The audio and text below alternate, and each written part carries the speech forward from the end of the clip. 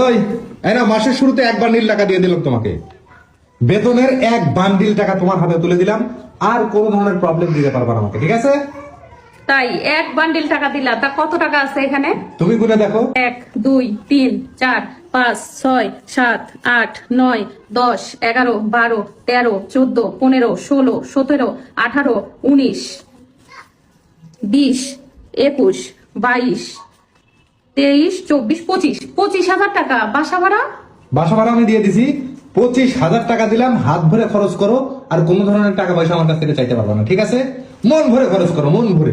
মাত্র 25,000 টাকা দিয়ে তুমি বলতেছো মন ভরে টাকা খরচ করবে? এত টাকা কোথায় লাগে? এত টাকা খরচটা হয় কোথায়? 25,000 টাকা দিয়ে তো সংসারই চলবে না, আর তুমি বলতেছো যে মন ভরে খরচ করব, আবার এত টাকা নাকি লাগে না। তোমাকে হিসাব দিচ্ছি, একটু দাঁড়াও।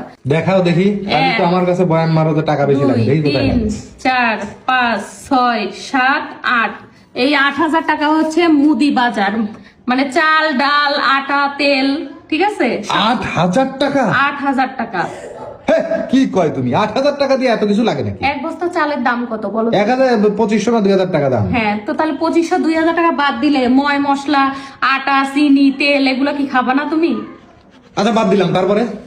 1 2 3 4 5 6, এই 6,000 টাকা হচ্ছে কাঁচা বাজারের মাছ মাংস শাক সবজি এগুলোর। 6,000 টাকা?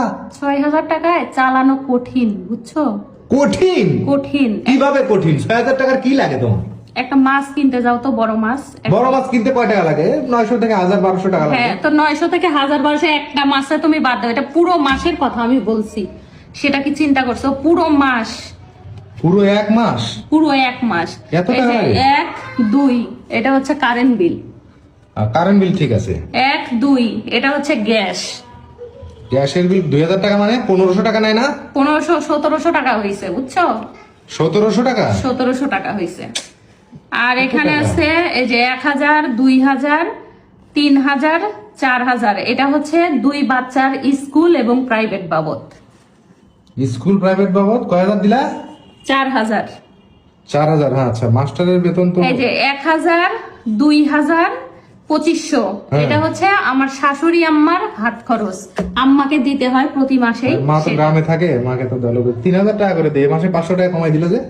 3,000 আরো তো দিতে হবে, এখন তো মানে হিসাবে কুলাচ্ছে না, মাসের শেষে যে যদি কিছু পারি দিব।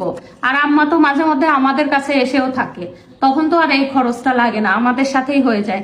আর এই 500 টাকা হচ্ছে আমাদের মেডিসিন বাবদ, ধরো ওষুধপত্র কিংবা বাচ্চাদের অসুখ বিসুখ হয়ে থাকে না, এখন তো শীতের সময়, সেই জন্য এই 500 টাকা। কি কো, ডাক্তারের কাছে